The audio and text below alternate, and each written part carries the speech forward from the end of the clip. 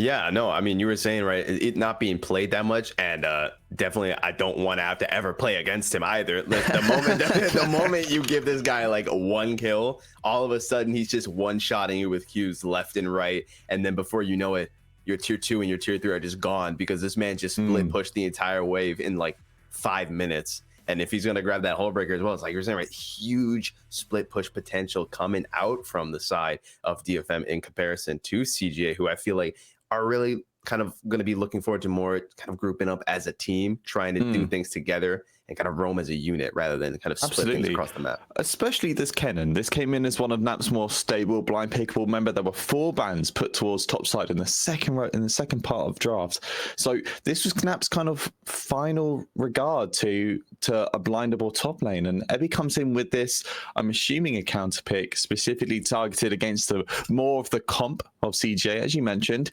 Kennen wants to find opportunities to get into team fights, use that slicing maelstrom to get good flanks off, and Yorik's going to really restrict that. Imagine the constant side lane presence of Hullbreaker in tandem with Yorick, who's already so frustrating to deal with, definitely akin to the Tryndamere that DFM have been playing through this split and have found so much success on so far. So I think DFM have tried to create a little mini kind of Tryndamere comp with this.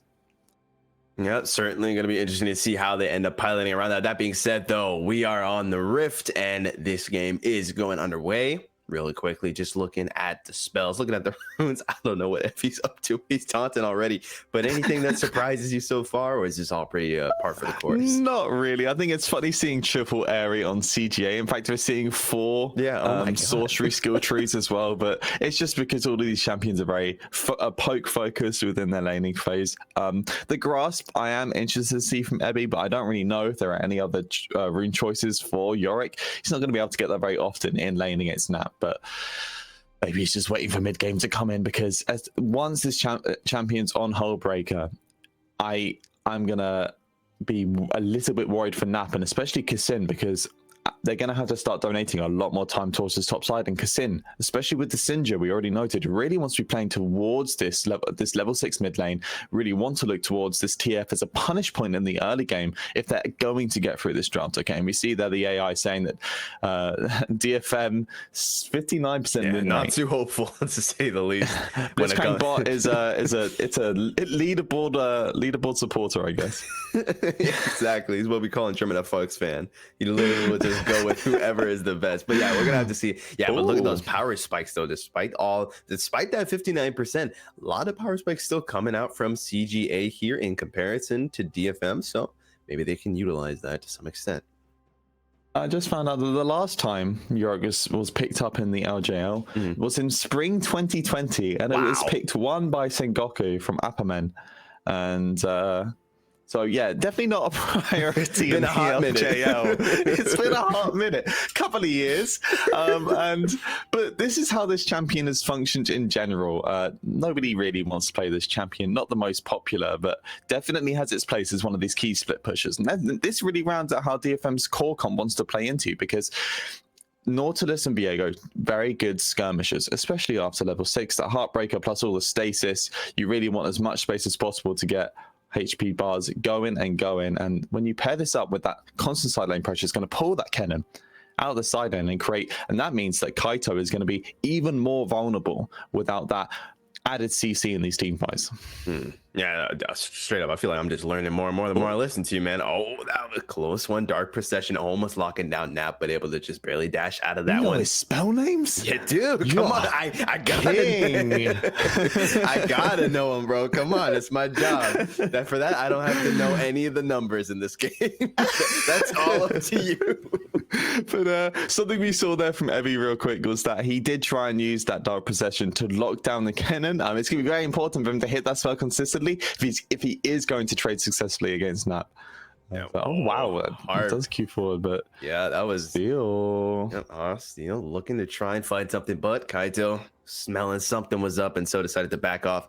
Kassin, meanwhile, I'm not sure this is the move to make, but they might just send it. They're going to go ahead and just send everything they got onto Evie here, doing a whole lot of damage. The stun does come out, just needs a little bit more. Too much healing, though, coming out from Evie with the last rites. And so that grasp, keeping this man alive. He is grasping onto life, dare I say, and he will survive that engagement. And one thing with this Yorick is that a lot of sustain below half HP. Every time he Qs, he's going to get a little bit of HP back when he's last hitting those creeps. So I'd be definitely comfortable so long as he has mana to stay in this lane for just a little bit longer. Make sure it's stabilized before he goes to that reset and probably pops the TB back in, as it looks like his wave is going to be slow pushing back into Nap. And I think Nap's currently deciding whether he wants to TP himself or not, and he chooses not to. So a little bit advantage to Nap, even though that dive doesn't work out in the favor of CGA. It means that Nap doesn't have to burn that TP, gets a little bit more space. Yeah, and I mean, it's also nice to see, right, that CGA realizing that they need to make something happen early on, like as quick as possible, because it's really just a ticking time bomb here from DFM before they get that split push going, before they just have way too much damage for CGA to handle. And so it is nice to see they're trying to make those plays happen, even if it doesn't end up working out the end. First Drake spawned now, Ocean Drake, which is a fantastic early game Drake. So we're going to be keeping eyes on who's going to be looking towards that. Now, CJ specifically had that bot lane resetting right on that timer. So DFM now, especially with their jungler, looks like he's going to be pathing towards the bot side. I think there's going to be a little bit of a skirmish in around a minute or so with this Drake on spawn, especially now that Yaharong and Kaito are so close to level 6. We're really going to be looking towards this mid lane as maybe the first pick-up point of the game. Yeah, indeed. We do know that Steel was spotted out by that ward there. So Kaito, once again, it's looking like he's got that sixth sense, but no. He's just got vision everywhere on the map, and he knows what's going on. He's the information master, and so he'll know to go ahead and just back off from that. And instead, it's looking like, yeah, Steel just going to head on over into his bot side of the jungle here, see if they can set something up for this dragon, as Kassin actually going ahead and grabbing the back to go grab some more items. Yeah, no, it's very important for Kaito consistently to ward these beyond his side lane brushel, because that Harrowed Path is such a good ganking tool, really hides away where Viego is. So you want to see where he's on his camp. It's kind of akin to Shaco's.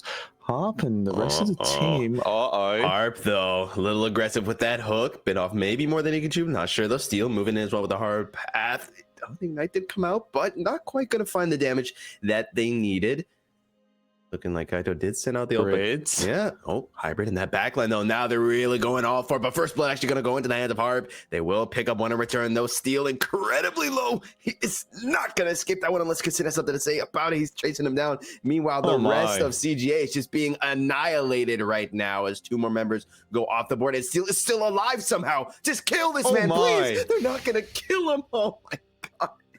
Steel stays alive through all of that. Yaharong there to finish the job, and they're gonna go. The members of DFM are so low. I don't think this dragon could even be picked up. What a really awkward skirmish coming out from both sides. Only level 6 had been unlocked by the mid laners there in that fight, and then combine that with Kaito having to burn the unleashed power early, straight into the exhaust, means that they were kind of just hitting each other. You see Harp here, just setting up that first engagement. DFM definitely want this fight because they had the first rotate from the AD, and the exhaust comes in very, very tidy here to make sure Harp doesn't fall very low. But you can see really just lacking damage. TF Jinx aren't exactly the early game facilitators of damage for your team. And unfortunately here, just a lack of pace from CJ is really that undoing. It's the clutch pick up onto Steel as he gets the full rotation and all those resistances from the Leander as well. And yeah, that was really the gameplay from there, is that it wasn't DFM's proactiveness, it was the big flub from CGA to engage just a little bit before Hybrid was in position that really led to the successful fight for DFM.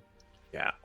Steel, Jesus, just barely surviving on a knife's edge, to say the absolute least. So we'll get out of that one alive. And now Yaharong already 2-0, sitting pretty on that. We do see that Steel has already grabbed that Sheen, so most likely building for that Divine Sunderer. No real surprise there, right? He wants to be able to shut down Nap, wants to be shut down Kassin. Gonna have to wait and see, though.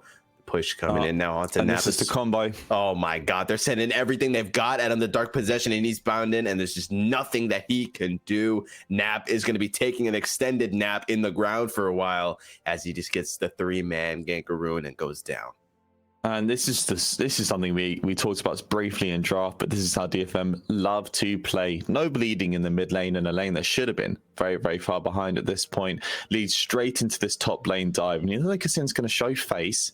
I think that Onslaught of Shadows can be used, and yeah, Abby gets to walk away for free. And another successful play puts the first kill for Steel on the board. And now, because of that as well, it looks like Kaito might also be vulnerable in this mid lane. Yep, indeed. Steel biding his time, waiting for Yaharong to get into position. Kaito has no idea this time around. He didn't get those wards down. The gold card is going to connect. The Spectral Maw is going to connect. A flash coming out, followed by the Heartbreaker, and Steel just going to go ahead and pick up that kill like it was nothing.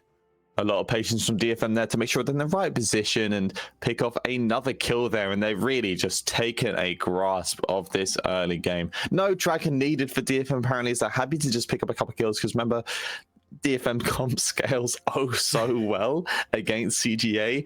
So still kind of getting the kills and taking whatever can be managed instead. And I think this Herald actually really important, because maybe Steel can find an opportunity after this Herald is taken. Remember, 5 camps up for Steel. He has decided to focus on these lanes in return for losing camps against Kassin.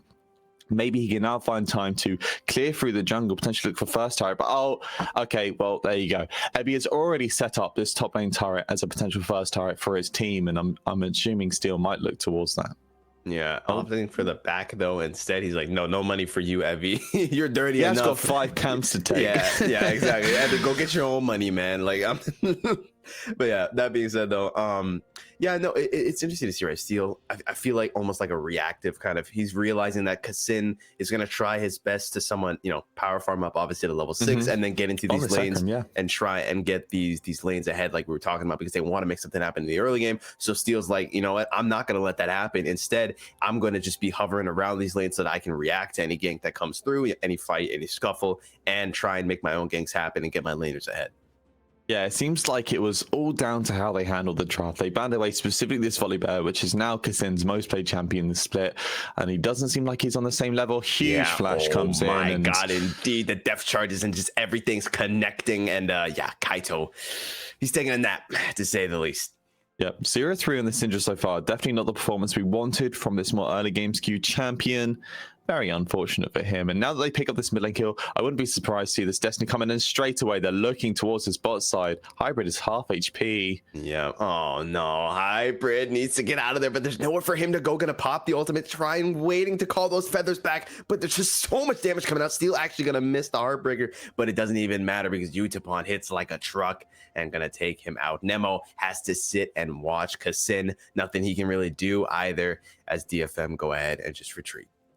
Every time I think they're going to go for an objective, they just look for more kills instead. They really want to punish the early game from CJ, because even though DFM by themselves in their solo lanes don't really have too much agency, TF is such a good enabler for your team, and they've used Destiny on cooldown there to make sure they get a secondary pick-off, and straight away Steel goes back to clear camps as Ebby secures first turret under 14 minutes in the game, basically entirely off his own back. Yeah, absolutely. I mean, it's like you were saying in draft, how important that Destiny is going to be, as you do get to see that replay of what happened in the mid lane here. Yeah, I mean, we just see everything lands perfectly. They grab that. But yeah, every single fight that they've taken that was like this multi-man fight, they always pop Destiny first so that they can know exactly whether or not it's worth it to take that fight, if they'll win it. And then when they know that they can, the whole squad just converges. You just have the gold card coming out from Yaharong, and it's all over for whoever that they select. Kind of like that. Yeah, indeed. And yeah, so Kaito now 0-4, and maybe finally DFM will look for the dragon. I think it's unlikely, because it seems like they just want as many kills as possible. But Harp's caught out. Stopwatch. Harp going gold. Indeed, Yaharong is there to back his boy, but whoa, he just gets deleted from Kassin. Kassin feeling pretty big right now. Maybe he'll try and do something. Yeah, can't quite go for Steel. Had to choose. Will he save the turret, or will he kill Steel? Actually, should have said kill the Herald or kill Steel, but whatever. At the point, and will opt to take out the Herald. Wants to keep that turret in the mid lane alive, and so we'll have to let Steel go. Look at that. Kaito is actually the same level as Utapon. Utapon obviously left alone a little bit in this lane, but Kaito also very heavily punished, and that means that they're level neutral, whereas, Yeah. I mean, Jinx already on this mythic as well. And actually, we're seeing across the board, DFM members on their first item now. Specifically, this Hull Breaker is coming for Ebby, which means he's going to be very, very tanky in the side lane. Not really something Nap can interact with anymore. When you pair that with Divine Sundra on the Viego and the rest of mythics being picked up, DFM at the pressure point right now, and they lead straight into this dragon before the mythics can be completed from CJ, before they have a fighting chance in this next fight. Yeah, only took them like a good 10 minutes to get that drag, but you know, we finally get around to it. About time. Gonna get picked up in the next drag on the map. I'm actually not sure what it's gonna be, so we're gonna have to wait a little bit and find that one out. But I was hoping we were gonna see it, but no, sir. But already Evie is just showing that he's an absolute split push menace. It's just, I mean, he's just doing his thing, right? As long as no one, as long as there's one guy to match him, he's doing his job. As long as he's taking some pressure off from the rest of his team and applying it. Yeah, wow, look at that gold discrepancy from the tower plate. Gold, almost like 600, more than 600 even coming out.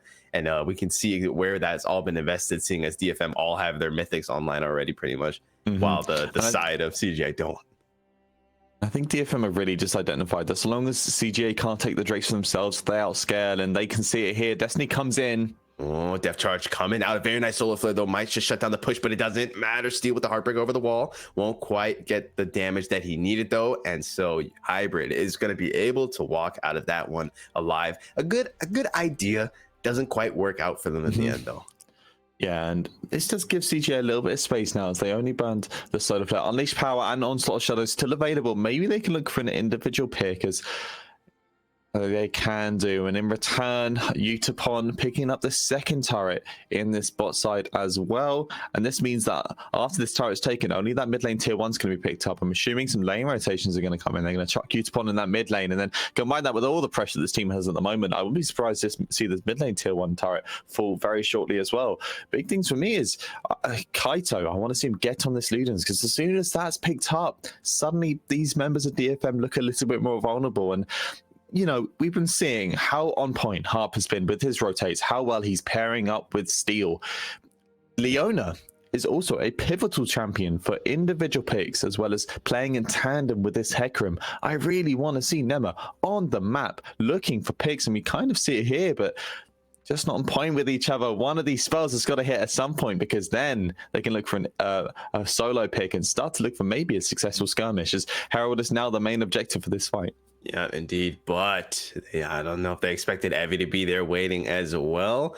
But actually, Kassin gonna opt to go ahead and start it up regardless. Maybe we're gonna see a bit of a scuffle here, as both teams definitely want to take it, looking for that engagement. But they are gonna apply that pressure first into that mid lane and be like, "Yo, if you're not gonna match us, we're just gonna take your turret." Yeah, and that's just standing there menacingly. Yeah, exactly. Yeah, I mean that's gonna take them right off. We see Nap with the TP to go around, but Kassin looking to rush right in with the onslaught of shadow, slicing Maelstrom, a whole lot of damage. Gonna grab 2 kills, Steel running for his life, and oh nope.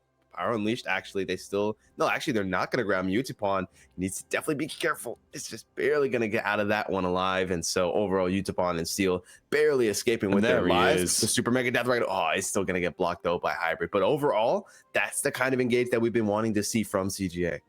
Yeah, and it wasn't off the back of Nema or Kassin, it was off of Nap. And Nap actually has had some fantastic Kennen performances this split so far, and is continuing it here. Now, this TP, I think, is really, really smart. I think, oh, it's such a short distance. What's the thing? Well, CJ are hedging in DFM to play towards his bot side. Nap comes in with the flash slicing Maelstrom and absolutely slaughtering a very, very fair DFM member. Remember, some of the members of CGA are yet to hit their mythic point. This is how impactful this fight was for CGA. Not only do they pick this up, they also pick up the mid lane tier 1 too, and this gives so much space for Nema and Kassin to maybe get a little bit of a grasp on the vision as well. As you've seen right now, at least the vision is very much red side leaning, but with this mid lane tier 1 being unlocked, especially with Syndra being level 9 and the Ludens finally being picked up, a lot of wave power on this champion.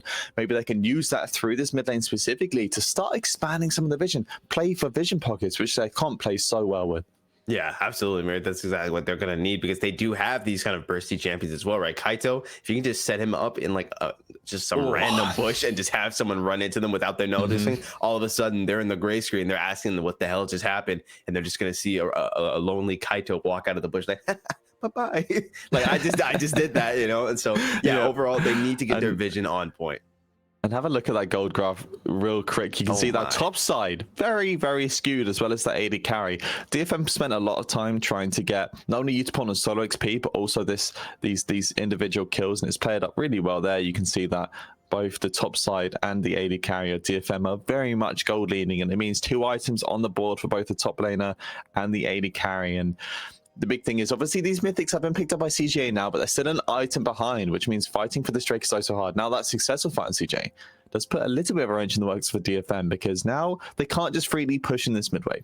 They know that Nap actually does have potential to rotate, and now suddenly they're thinking, well, what else can we look towards? Well, there's Drake, but you stagger that Drake by 10 minutes. So your first soul is going to be around that 30-35 minute mark. What else can they look for here? Yeah, opting to go ahead, drop down the Rift Herald. Once again, they're leaving them with the choice, right? But actually, yeah, they're going to choose to just take out Steel and the Rift Herald. While that will lose that tier 1, but at the end of the day, it's a sacrifice you're going to have to make. They will also lose Nemo, though. Gets hit by the death charges, and Utapon just doing a bit too much damage than they expected. Also, the Shadows doing their best to try and get on top of Utapon here, but the Destiny does get popped. The gold card follows. They're doing a whole lot of damage. Not quite going to find that kill on Kassin, though. Just barely going to get out of that one alive. That reset would have been huge for Utapon, but Kassin will be able to walk away this time around. 1 for 1, but the mid lane tier 1 being picked up by DFM as well as this dragon means they're still in the lead, Echo, at least for now. Yeah. And it does, but even through this, they're showing holes in their hole here. There's some minor missteps from DFM, a little bit of over eagerness to make proactive plays, which has led to individual members being picked up. I think the big thing there was that they had to burn 2 ultimates just to pick off Steel, and it's really showing in that item lead as to why they may have to do that. And then in tangent with that, Nemo was caught out there. And we get to see it here. And Steel, Harp specifically, is trying to play for a potential flank point. And this really disrupts DFM's whole core point, because Utapon and Yaharon can't walk up when a potential Nap or Kassin could be dashing forward. And it means that Harp too late on the rotation. And once they do pick up the kill in the return, that's really what led to that 1 kill there. Yeah, overall, definitely still need to be careful. Your DFM definitely realizing that, this isn't a one and done game just yet. They definitely need to be careful. They got to play their cards right. If they do not, they might just be facing a CGA that's going to hurt. And we already see actually Steel picking up that Hex Stringer as well against the likes of Kaito and against the likes of Nap, right? That's going to be absolutely essential just because of how easily they can blow them up. And I mean, I'd be doing that too after that slicing maelstrom engage that came out from that. Yeah, more and more moistures has popped up very quickly after a couple of buffs as a pivotal item. Indeed. Steel's getting very caught out. Yeah, everyone's popping up on the Kill the Steel show right now. We do see the Hex Trigger getting popped. They will do a whole lot of damage. Gonna get that reset onto the Hecarim, and that's huge because that's 2 members down. Nap is soon to follow. Did go gold, but the rest of the squad is there to just take him out. No one there to help him, and he will go down. Bad timer. Yeah, it's a terrible timer indeed, because Baron is live at the moment, and it's not going to be live for much longer if Evie, Steel, Yaharong, and Utapon have anything to say about it. Essences of the success for CJ was quite very swiftly put down, as really Nap wasn't able to get on the right targets for that fight. Ebby and Steel getting in tangent with each other. Not only Ebby is ridiculously tanky, but also Steel just getting a fantastic pickup in the middle of the fight to maintain a lot of HP there. You see, this initial pickup looks so good, but miscoms on that engage means the solar flare completely flubs. Combine that with the Hex Shrink you mentioned, very pivotal there for a little bit more bonus HP. He gets a double pickup, but that Heartbreaker comes in too, and stopwatch. Steel gets the pickup on the soul, and Ebby is never going to be somebody you're going to be picking off. Means that Nap's ultimate doesn't really do too much overall. 3 kills. They get the Baron too, and it's so scary to play into Baron with a Jinx on the board. That amount of range, especially with this rapid fire, combined with Nautilus at any point throwing down a depth charge and that supermassive death rocket in tandem, is so scary, even as high for you to be playing towards, because you want to hold that ulti for a key engage. But these potential pickups from DFM are actually mostly ranged. Yeah, absolutely. It's getting trickier and trickier to say the absolute least. And Evie has been also just doing a great job. I mean, we're seeing here, you just see the wrecks of turrets in this bot and the top lane, right? He's been just sowing and reaving his magic here constantly. Whenever there wasn't a fight brewing, he was in those side lanes, pushing hard, pushing fast, and they're reaping the rewards for it, because now on every single side of the map, other than top lane, where the wave is kind of stuck right now in this middle point, there's just pressure being applied, and the side of CJ know that they need to do something to match it. They have to spread the resources then. Abby making many moves on the map, and this has been the largest story of DFM so far.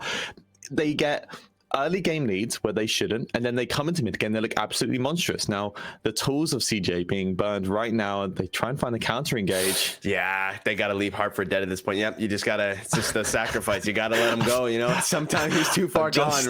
I've just seen Harp's first item of the game, and I don't know whether to mention it. So the engage comes in from CGA. Oh my God, we're going to have to talk about it in a bit because Evie is being just pummeled at the moment, but he's just too big. He's too huge. You cannot kill this man. He will survive, steal with the pickup, and that's going to be huge. The Heartbreaker not quite going to find his target, but Nemo is not long for this world as he goes down as well. That's a double kill coming out. Let's see if they can follow this up with anything else. Steel looking for something. However, CGA are going to go ahead and back off, and so instead DFM's like, okay, you can go ahead and back off. We're just going to take every single building you have in your base. And hilariously with DFM is that because this first Baron, even though it came in so early, 21 minutes into the game, or around 22 minutes, DFM had already locked down a lot of these turrets, which means this Baron goes straight into a key Baron to unlocking these mid lane and bot lane inhibitors. And this leads right into that Infernal Drake as well for them to just pick up for a little bit of bonus AD and AP. And yes, DFM so far this split have taken seemingly found leads in early game when maybe they shouldn't have, or at least when they do draft for it, it becomes so monstrous. And it's showing here where we really thought this TF would be a problem for DFM within the early game because Syndra is such a prominent laner. Ebbie's trying to fight in a 1v2 as the dragon's being picked off. But so I look at that, they barely scratch him, to say the least. They throw everything that got him. He hits him with one Q, and so much damage comes out. Yaharong is here to join the party. He's got that gold card prepped and ready. Gonna send it out. So much damage. Gonna use that ultimate to dash, but it does not even matter. Just gonna go down and now Kassin running for his life. The death charge meanwhile coming on Kaito. Super Mega Deathlock almost finds its mark. The Heartbreaker just to seal the deal. Harp trying to find something, can't quite find anything. Gonna go gold once again. He's thinking it's lucky stars that he does have that quick blade, but Steel picking up so many kills, and there's that jinx we were talking about. This is why if you don't pick her, you ban her, and if you don't ban her, you pick her, because that range is absolute insanity, and so is the winning spree that DFM has been on. They're chasing Kassin out of his own base at this point. Yeah, he's like, yeah, it is what it is. He's gonna accept it. And with that, ladies and gentlemen, DFM take yet another dominant victory. And yeah, exactly. DFM